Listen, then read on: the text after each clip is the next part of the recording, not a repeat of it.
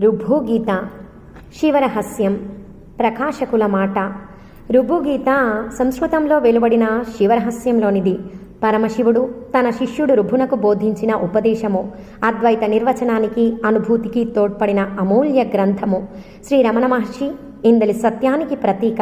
భగవాన్ తరచు రుభుగీత నుండి పేర్కొంటూ తన శిష్యులను రుభుగీత చదివి పారాయణ చేయవలసినదిగా ప్రోత్సహించేవారు. మాటలలో దీని విలువ చెప్పటం అసాధ్యం. సత్యాన్వేషకులైన నిజమైన సాధకులకు బాహ్య ప్రపంచం వారి జిజ్ఞాస తీర్చలేనిది.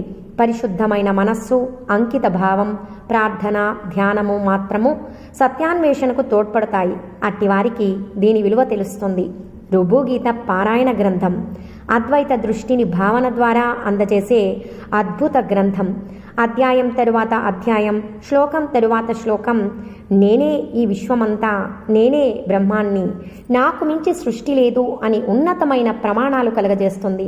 దేశం, కాలం ఆ స్థితిలో ఇంకా గుర్తుండి రుభుగీత పారాయణ దాని మధ్య అధ్యాయాలలోనికి ప్రవేశిస్తే దేశం, కాలం నిజంగా లేవు అని స్పష్టపడి జపమాలలోని మేరువు చేరుకుంటాడు. ఈ జపం వివిధ దృక్పథాలలో 70 అధ్యాయాలలో సునిశ్చితమైన అద్వైత వేదాంత పరిభాషలో అందజేయబడింది.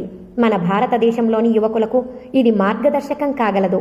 ఆధ్యాత్మిక సాహిత్యంలో నేటి నుండి రుభుగీత ఆంధ్రలో కూడా చొరవ చేసుకుని వ్యాప్తి చెంది అనేక మంది ముక్తి సాధనకు సోపానం అవుతుందన్న విషయంలో సందేహించవలసిన పనే లేదు.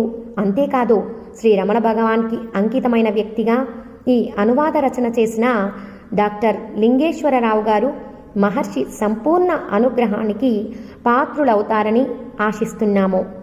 విఎస్ రమణన్, అధ్యక్షులు, శ్రీ రమణాశ్రమము.